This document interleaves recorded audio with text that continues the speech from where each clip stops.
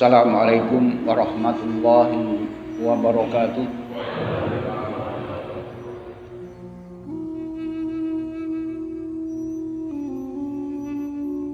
Alhamdulillahilladzi arsala rasulahu bil huda wa dinil haqq liyudhhirahu 'alad dini kullih wa kafa billahi syahida. Asyhadu an la ilaha illallah wahdahu la syarikalah wa asyhadu anna Muhammadan abduhu wa rasuluh. Allahumma sholli wa sallim wa barik ala Muhammad wa ala alihi wa ashabihi wa man tabi'ahu bi ihsanin ila yaumiddin. Amma ba'du. Qala Allah Ta'ala fil Qur'anil Karim, a'udzu billahi minasy syaithanir rajim. Ala inna awliya Allahi la khaufun 'alaihim wa la hum yahzanun. Alladzina amanu wa kanu yattaqun. Ibu-ibu, bapak-bapak, jamaah subuh sekaligus jamaah majelis taklim Masjid Al-Azhar Suryawijayan rahimakumullah. Kita masih meneruskan bagaimana uraian Nabi Muhammad sallallahu alaihi wasallam berkaitan dengan ayat yang saya sampaikan sebagaimana mukadimah pada kesempatan pagi hari ini sebagai lanjutan dari uraian atau kupasan dari surat Yunus ayat yang ke-62 dan 63. Ala inna awliya Allahi la khaufun alaihim wa la hum yahzanun. Ketahuilah sesungguhnya kekasih-kekasih Allah itu tidak akan tersentuh padanya perasaan takut, khawatir, cemas, dan juga tidak akan menyentuh kepada mereka perasaan sedih. Siapa kekasih-kekasih Allah itu? Ayat 63-nya menjelaskan alladzina amanu wa kanu yattaqun. Mereka itu adalah orang-orang yang beriman dan senantiasa berada dalam ketakwaan mereka. Berkaitan dengan ayat ini, sebuah hadis yang diriwayatkan oleh Ibnu Jarir bersumber dari sahabat Rasulullah sallallahu alaihi wasallam yang bernama Abu Hurairah. Dalam lafal yang lain disebutkan juga berasal dari sahabat Rasulullah putra Umar bin Khattab, yakni Abdullah ibnu Umar. Mereka berkisah bahwa suatu saat Rasulullah Shallallahu Alaihi Wasallam bersabda di dalam sebuah majlis, sesungguhnya nanti di hari kiamat akan ada kelompok-kelompok hamba Allah yang mereka itu bukan para nabi dan bukan para syuhada, tapi kedudukan mereka sangat dekat di sisi Allah, sampai-sampai para nabi dan syuhada itu iri terhadap kedudukan mereka. Ketika itu para sahabat bertanya, siapa mereka itu ya Rasulullah? Orang-orang biasa yang bukan nabi, bukan pula syuhada, tapi kedudukan mereka membuat iri para nabi dan syuhada.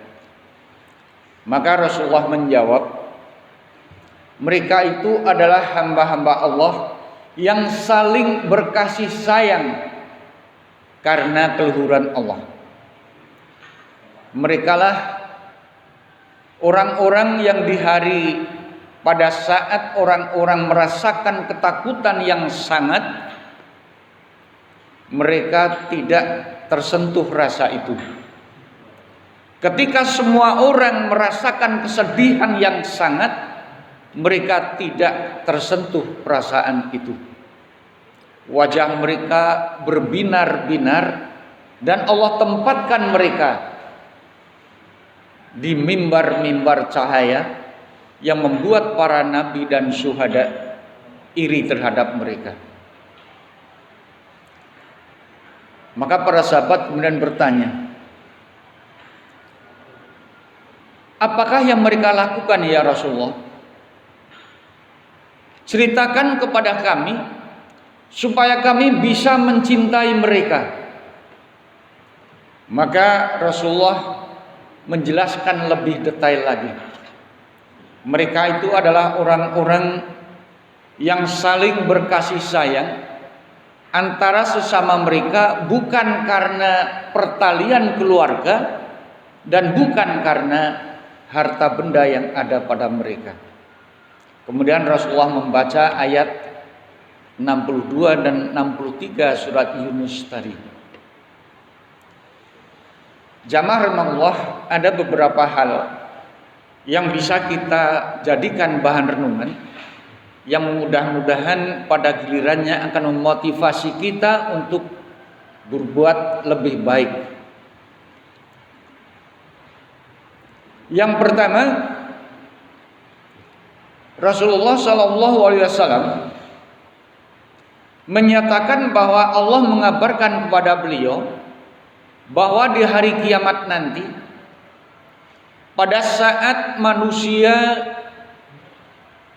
merasakan ketakutan yang sangat karena situasi pada saat itu sangat mencekam dan merasakan kesedihan yang luar biasa, ada kelompok-kelompok hamba Allah yang kedudukannya sangat dekat di sisi Allah, yang membuat para nabi dan syuhada iri terhadap mereka. Pertama, jamaah rahimakumullah, satu pertanyaan, mengapa nabi dan syuhada itu iri terhadap mereka? Bukankah perasaan iri ini dilarang oleh Allah? Sebagaimana di dalam surat An-Nisa ayat yang ke-32. A'udzubillahi minasyaitonirrajim. Wala tatamannau ma faddalallahu bihi ba'dakum ala ba'din. Jangan kamu merasa iri terhadap keutamaan yang Allah lebihkan pada kalian. Ada yang lebih satu sama lain. Dalam ayat ini Allah sampaikan bahwa ada satu perasaan iri yang Allah larang. Allah larang perasaan iri ini tertanam di dalam hati seseorang karena merasakan ada kelebihan pada orang lain dibanding dirinya. Nah, jamaah rahmatullah, ada kisah yang menarik yang berkaitan dengan perasaan iri ini. Hadis ini diriwayatkan oleh Imam Ahmad dan An-Nasai yang bersumber dari sahabat Rasulullah SAW yang bernama Anas bin Malik. Suatu ketika kami bermajlis dengan Rasulullah di dalam masjid beliau, mendadak Rasulullah bersabda, akan datang di hadapan kalian salah seorang di antara ahli surga. Maka para sahabat bertanya, wahai Rasulullah, siapa dia? Tunjukkan kepada kami. Maka Rasulullah menjawab, sebentar lagi dia akan memasuki masjid ini. Maka sontak para sahabat kemudian memandang dan mencermati, mengamati pintu masjid. Tidak berapa lama kemudian datanglah seorang Ansor yang tetesan-tetesan air wudhunya masih menetes di janggutnya. Kemudian beliau sholat, kemudian setelah itu selesai, kemudian mengucapkan salam kepada Nabi dan sahabat yang bermajlis. Kemudian orang tersebut kemudian keluar dari masjid. Setelah itu tidak ada lagi orang yang masuk ke masjid. Pada hari kedua berikutnya, Rasulullah mengabarkan hal yang sama, dan yang datang orang itu juga. Maka pada hari ketiga, ketika Rasulullah mengabarkan hal itu dan masuk orang yang sama dan keluar lagi, karena Rasulullah tidak pernah menjelaskan mengapa orang tersebut, Rasulullah ucapkan atau Rasulullah kabarkan bahwa beliau adalah salah satu di antara penghuni surga. Maka bangkitlah seorang pemuda yang bernama Abdullah bin Amr bin Al-As. Sahabat ini kemudian mengikuti orang yang disebut oleh Rasulullah ini, yang dalam suatu riwayat bernama Sa'ad bin Abi Waqqas, sampai ke rumahnya.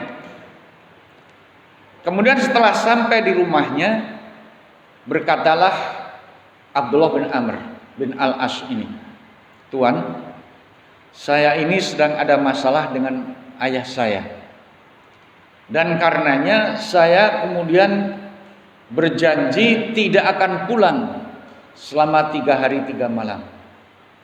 Oleh karena itu, bolehkah saya menumpang bermalam selama 3 hari itu?" Orang tersebut mengizinkan, dan selama 3 hari 3 malam itu ternyata maksud dari Abdullah bin Amr bin Al-As ini adalah ingin mengetahui amal unggulan apa yang dilakukan oleh orang tersebut yang membuat kedudukannya sudah dipastikan atau dijanjikan oleh Rasulullah bahwa dia adalah seorang ahli surga. Jadi selama 3 hari 3 malam ini, Abdullah bin Amr ini mencoba mengintip malam, siang, pagi. Mungkin ada amalan-amalan yang istimewa, tapi selama 3 hari 3 malam itu mencoba mengetahui, ternyata amalannya biasa-biasa saja. Amalannya seperti apa yang dilakukan oleh dirinya, oleh Abdullah bin Amr bin Al-As, dan juga kebanyakan sahabat-sahabat yang lain. Jadi rasanya tidak ada yang istimewa. Maka pada hari yang ketiga berpamitanlah Abdullah bin Amr ini. "Tuan," katanya, "hari ini sudah genap 3 hari 3 malam saya menumpang bermalam di rumah Anda. Tapi sebelum saya berpamitan, izinkan saya mohon maaf. Karena sebenarnya saya tidak punya masalah dengan ayah saya, dan saya pun tidak berjanji untuk tidak pulang selama itu. Hanya saya mendengar Rasulullah SAW mengatakan tentang Anda, bahwa Anda ini adalah termasuk salah satu di antara ahli surga. Maka saya ingin mengetahui amalan apa yang Anda lakukan yang membuat Anda menjadi ahli surga. Saya ingin meneladani dari Anda sehingga saya bisa menyejajari Anda dalam kedudukan itu." Kata orang tersebut, "Demi Allah, apa yang saya amalkan tidak lebih dari apa yang Anda amalkan juga." Abdullah bin Amr masih mendesak, "Mungkin ada sesuatu yang Anda sembunyikan?" Kata orang tersebut, "Wahai anak muda, demi Allah, apa yang aku lakukan tidak lebih dari apa yang engkau lihat selama 3 hari 3 malam itu. Hanya saya ini punya prinsip hidup. Pertama, saya tidak pernah merasa iri hati terhadap orang yang Allah berikan padanya satu anugerah yang Allah tidak berikan kepada saya. Dan yang kedua, saya tidak pernah berburuk sangka terhadap sesama muslim. Maka kata Abdullah bin Amr bin Al-As, itu yang sulit kami lakukan. Itulah mungkin yang menyebabkan Anda orang yang dekat di sisi Allah. Nah, jamaah rahimakumullah, dalam kisah yang diriwayatkan oleh Anas bin Malik, kemudian disambung oleh Abdullah bin Amr bin Al-As tadi, maka ada pelajaran. Yang pertama, ada pelajaran yang bisa kita lihat, bisa kita ambil maknanya. Ada amalan-amalan yang dapat membuat orang tersebut soleh secara lahiriah. Sholat, puasa, sedekah, dan sebagainya. Itu adalah amalan-amalan yang dapat membuat seseorang itu soleh secara lahiriah. Tapi ternyata ada amalan batiniah yang bahkan manusia tidak tahu. Tapi ini, amalan-amalan ini dapat menjadikan seseorang soleh secara batiniah. Dan ini ternyata menurut Abdullah bin Amr bin Al-As tadi lebih sulit ketimbang amalan yang membuat seseorang soleh secara lahiriah. Mungkin ada seseorang yang mampu sholat setengah malam, mampu puasa Senin Kemis, bahkan ditambah ayamul bid dan sebagainya. Tapi dia sulit mengekang nafsunya untuk tidak iri hati terhadap orang lain. Dia sulit menahan dirinya dari berprasangka buruk terhadap sesama muslim. Sulit. Sementara ini amalan yang tidak nampak. Nah, jamaah rahimakumullah, iri hati yang ini berbeda dengan dengki. Ada perbedaan antara iri hati dan dengki. Kalau iri hati, dia hanya merasa ada seseorang yang Allah berikan limpahan karunia dan itu tidak diberikan kepadanya, sehingga dia akhirnya merasa benci terhadap orang tersebut dan ingin agar nikmat itu hilang dari orang yang diirikan itu. Ini adalah iri hati. Sementara dengki berbeda. Selain dia merasa iri hati, orang yang dengki ini ingin atau mengupayakan agar nikmat yang Allah berikan kepada orang lain yang tidak dinikmati olehnya itu segera hilang. Contoh pertama, iri hati yang menginginkan agar nikmat yang Allah berikan kepada orang lain yang tidak diberikan kepadanya itu hilang atau tersingkir dari orang tersebut. Jamaah rahimakumullah, makhluk pertama yang merasakan perasaan iri hati dan menerima akibat dari iri hatinya itu adalah iblis.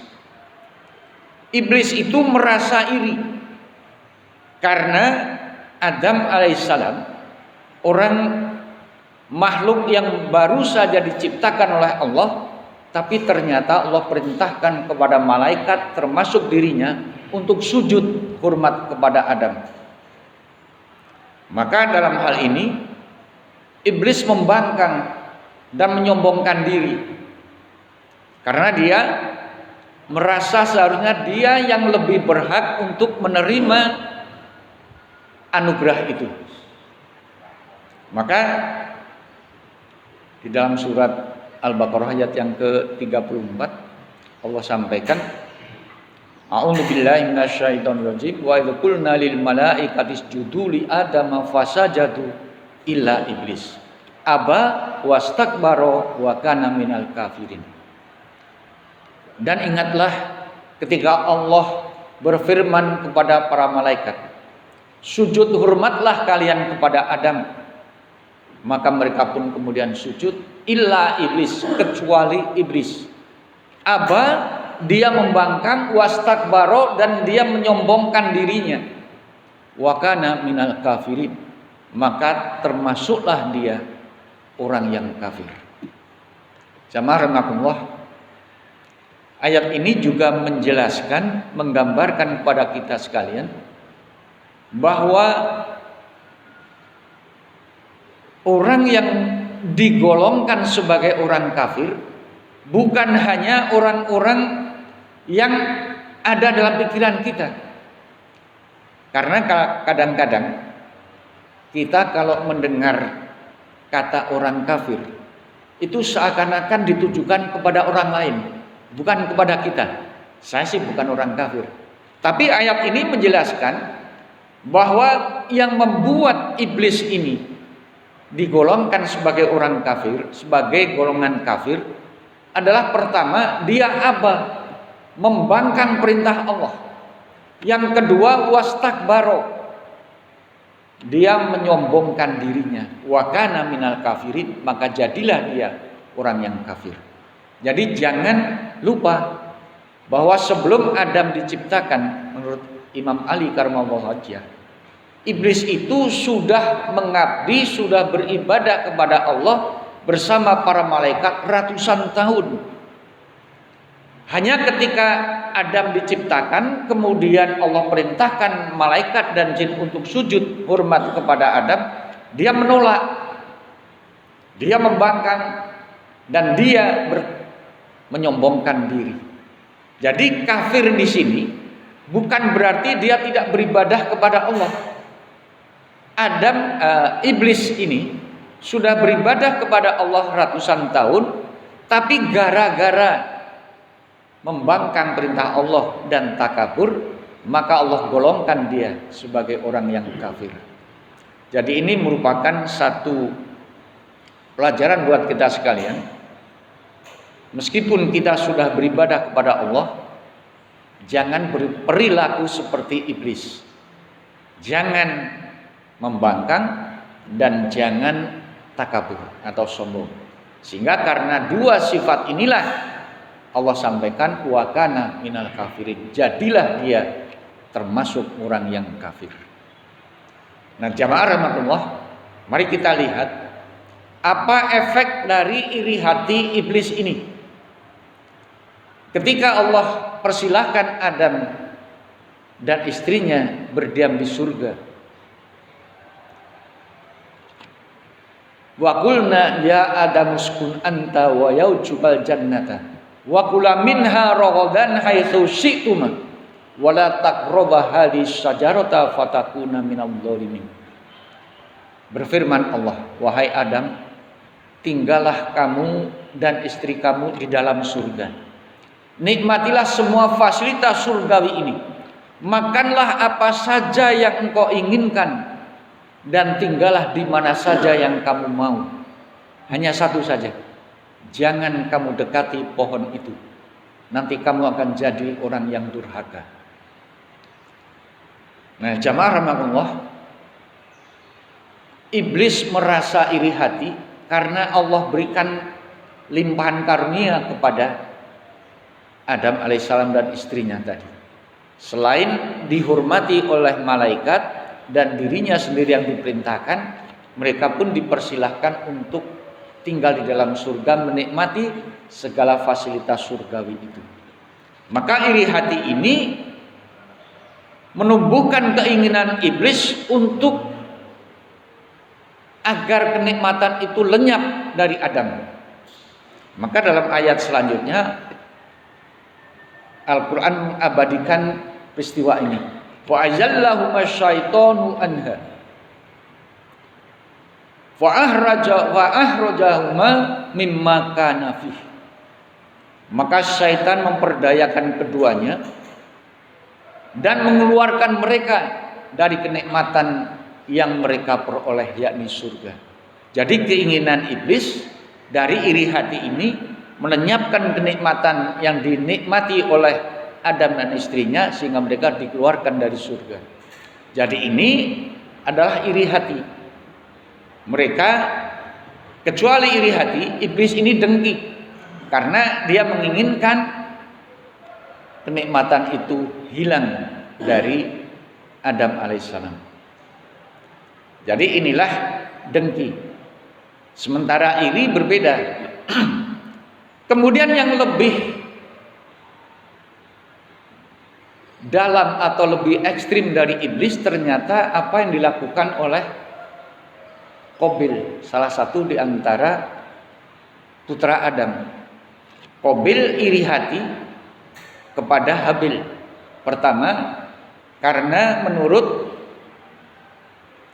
peraturan atau hukum yang diterapkan Adam alaihissalam pada saat itu, karena manusia belum banyak, yang ada adalah setiap istri Adam ini melahirkan selalu kembar, satu laki-laki satu perempuan, lahir lagi laki-laki perempuan. Maka Allah turunkan perihal hukum tentang pernikahan anak-anak Adam ini. Maka Adam alaihissalam mensyariatkan setiap yang lahir kembar tidak diperkenankan untuk bersuami istri. Maka Qabil harus nikah dengan adik kembarnya Habil. Habil nikah dengan adik kembarnya Qabil. Ini aturan dari syariat Adam alaihissalam pada saat itu. Tapi ternyata Qabil tidak terima, karena adik kembarnya lebih cantik ketimbang adik kembarnya Habil. Tapi aturan menunjukkan seperti itu. Maka disampaikan oleh Adam untuk kemudian mengadakan kurban. Dan kurban yang diterima ternyata kurban dari Habil. Maka Qabil semakin dengki dan ingin melenyapkan apa yang ada pada Habil tadi. Tapi ternyata apa yang dilakukan oleh Qabil ini lebih berat ketimbang apa yang dilakukan iblis terhadap Adam. Kalau iblis terhadap Adam hanya ingin kenikmatan itu lenyap, tapi Qabil justru lebih, dia menginginkan Habil lenyap dari dunia, dibunuhnya adiknya. Dalam Al-Quran disebutkan fatawwa'at lahu faqatalahu akhih faqatalahu fa asbaha minal khosirin. Fatawwa'at lahu nafsuhu qatla akhih. Maka nafsu dari Qabil menyeret Qabil untuk membunuh saudaranya. Faqatalahu, maka Qabil pun membunuh Habil. Fa asbaha minal khosirin, maka jadilah dia orang yang rugi.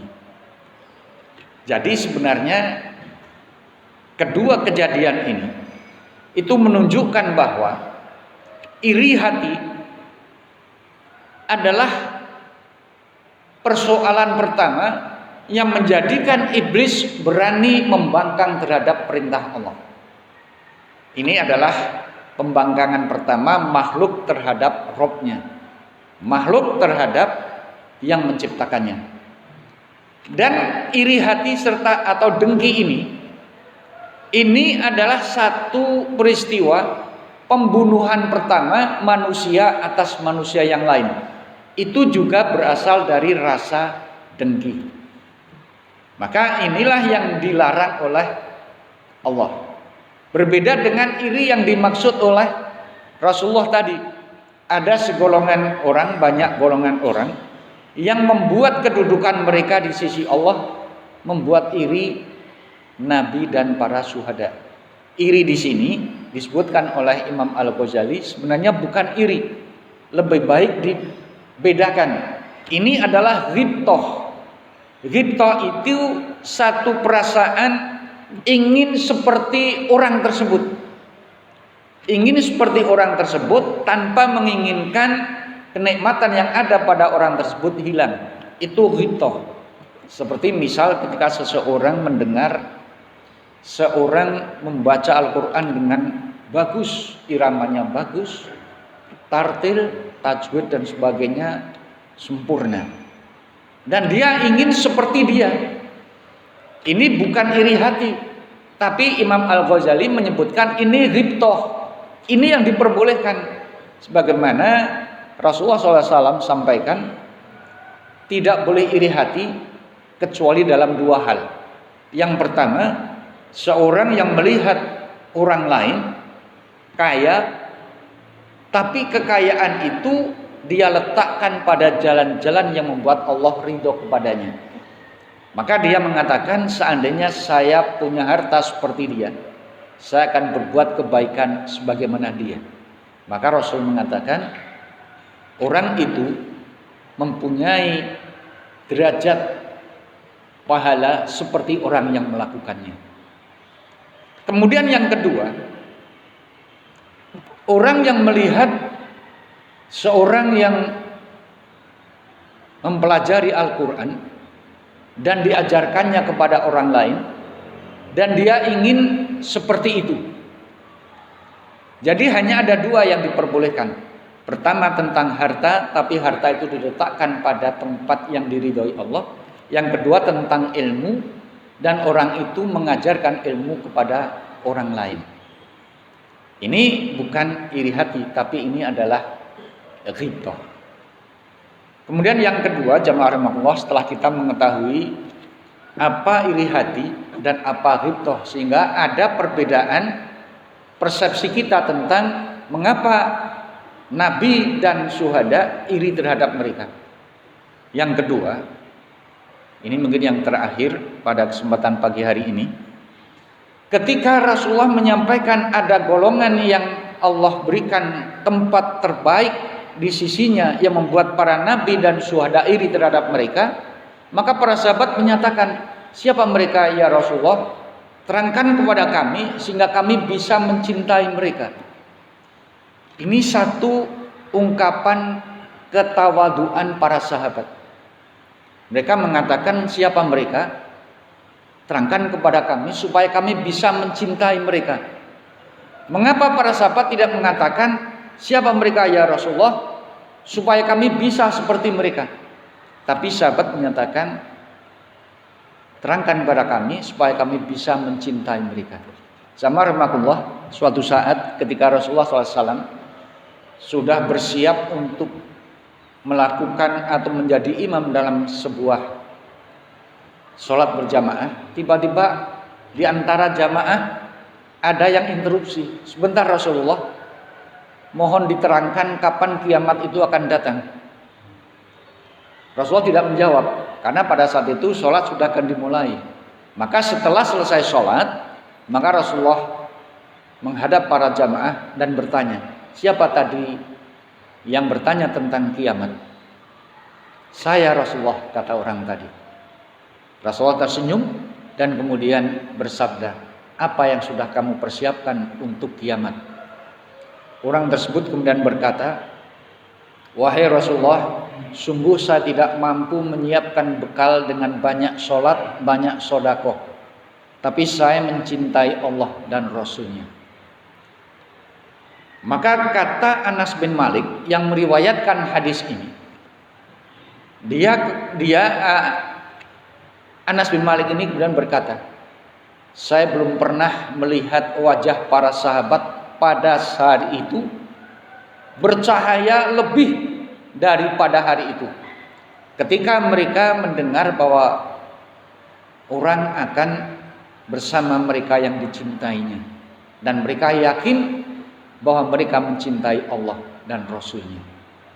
Maka dari peristiwa inilah para sahabat kemudian ketika ada kabar ada orang yang baik, orang yang ahli surga, maka mereka menyatakan siapa mereka? Wahai Rasulullah, mudah-mudahan kami bisa mencintai mereka.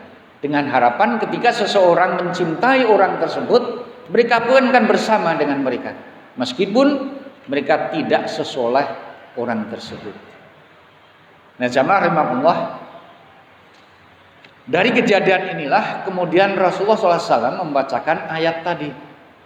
Surat Yunus ayat yang ke-62 dan 63. Jadi kesimpulannya, selain orang yang disebut sebagai kekasih Allah pada kesempatan yang lalu, kekasih Allah itu adalah ketika muncul satu perasaan riya dalam dirinya, dia ingat kepada Allah. Yang kedua, kekasih-kekasih Allah itu adalah orang-orang yang saling berkasih sayang, bukan hanya karena mereka bertalian kerabat, bukan karena harta benda, tapi karena mereka sama-sama berkasih sayang keluhuran Allah. Sebagaimana dalam hadis yang ada di dalam di dalam kitab Miskat Al-Anwar, hadis yang ke-33, Allah berfirman di hari kiamat nanti. Hadis ini diriwayatkan oleh Mu'adz ibnu Jabal. Al-mutahabbuna li jalali manabiru min nuri yabhituhum an-nabiyuna wa syuhada. Di hari kiamat nanti Allah akan berfirman, orang-orang yang saling berkasih sayang karena keluhuranku, aku akan tempatkan mereka di mimbar-mimbar cahaya yang membuat para nabi dan syuhada iri terhadap mereka. Iri dalam hadis ini adalah ingin seperti mereka kedudukannya. Demikian jamaah rahimakumullah, mudah-mudahan dapat menambah bahan renungan buat kita sekalian yang pada gilirannya akan menjadikan kita berusaha semakin dekat kepada Allah Subhanahu wa taala, dan mudah-mudahan dengan pertemuan ini kita bisa menjadi lebih baik dari sebelumnya. Amin ya rabbal alamin. Subhanakallahumma wa bihamdika asyhadu an la ilaha illa anta astaghfiruka wa atubu ilaik. Billahi taufiq wal hidayah. Assalamualaikum warahmatullahi wabarakatuh.